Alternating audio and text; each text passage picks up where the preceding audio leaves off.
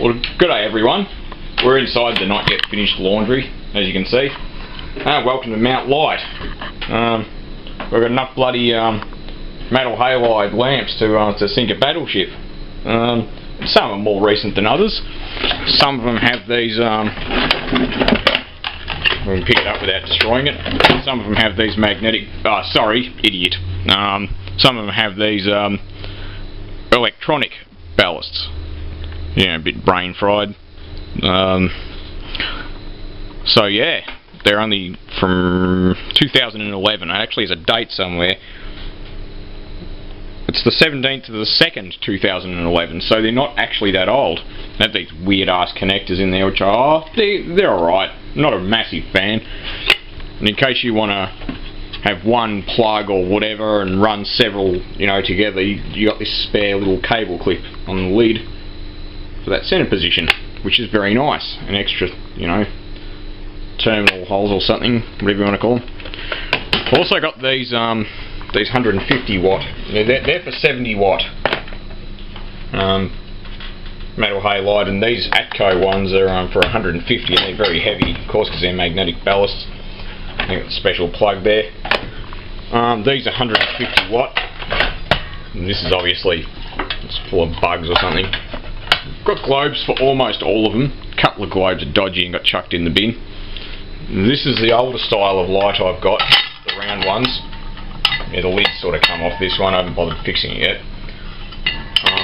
That's all got a metal ring around there and stuff, and it's actually really nicely made. They're supposed to take 150 watt globes, or well, should I say, metal halide, lamps. Let's go into the kitchen and see what else we've got in there. More lights. Yeah.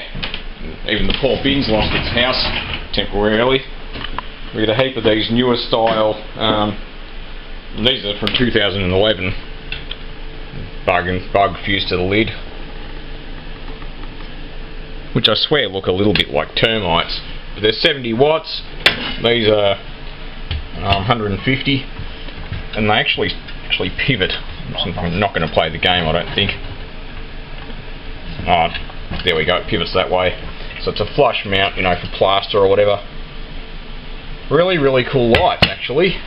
Very solidly made and stuff. Not all of them have both clips. They were sort of ripped out and thrown in a bin.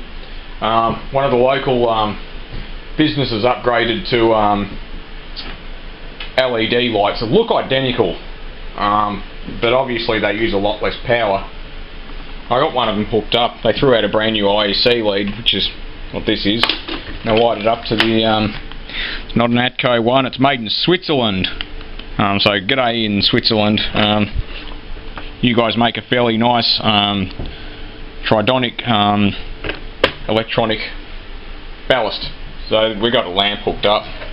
It's actually been running a little while ago, so it might not like starting up. Should. Yeah, it's not liking it. It's not actually starting. It's not cool enough yet, so we'll flick it off, let it wait, and I'll start it back up. See if it'll start up while I've got the camera on it. I've left it on. There we go. Yeah, it made 2 other attempts, but the electronic ballasts make a few attempts to start the lamp, and if it doesn't fire up, it just stops drawing.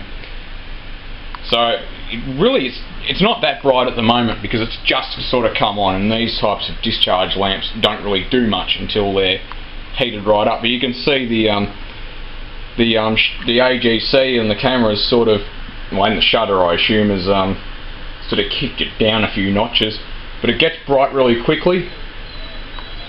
I think the dog wants to go outside, she can wait a couple of seconds. I'm not going to point the camera at the lamp because it's bad for the camera's CCD. So yeah, like I said, welcome to Mount Light. We've got plenty of these tubes. This is what's in this light here, same tube. I think it got chucked really, well, some of them have been chucked really hard. This lamp's okay, but some of them have got kind of, yeah, some of them have got sort of floaties in there, bits of glass that have broken off, but seems to fire straight up, so God knows. But yeah, mount light. I'll do a few videos on testing the ballast and stuff. Like some of these Atco ballasts have well and truly gone for a burn. But you know, what can I say? They were free, so whatever's burnt out, and that's probably what prompted the replacement of all this shit. So if I pull this out of the way, let's get the plug. I used a shitty old lead to wire it up. Oh well, it's a good lead, but it's still shitty. So let's shove the camera down in front of this light. So I really like watching these things fire up.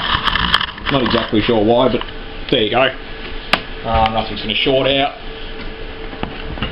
No, it's all good. Let's move that a bit further away. Let's fire that up. You can tell the difference between the ballasts. This has an igniter, and it won't do much until it's, you know, until it heats up. But they get very bright very quickly. This bigger type of tube, the 150 watt, you can suddenly see them brighten up, but they take about a minute and a half to get to full brightness. And this type won't actually restart for about 20 minutes after you flick it off, so I'm not going to point the camera at the light too much because, yeah, I don't want to burn out the CCD. Also, it flickers really bad because it's at, you know, 50 Hertz of course, and the shutter's at 50 Hertz and it doesn't like it. The light's not quite as green as it looks on the floor, but it's more of a blue colour, more of a slightly blue colour. So I'm going to flick it off because it's wasting power. It's not very safe because, you know, you can see the connector down there on the floor. It fell off the back of the lamp. So yeah, thanks for watching, guys and girls.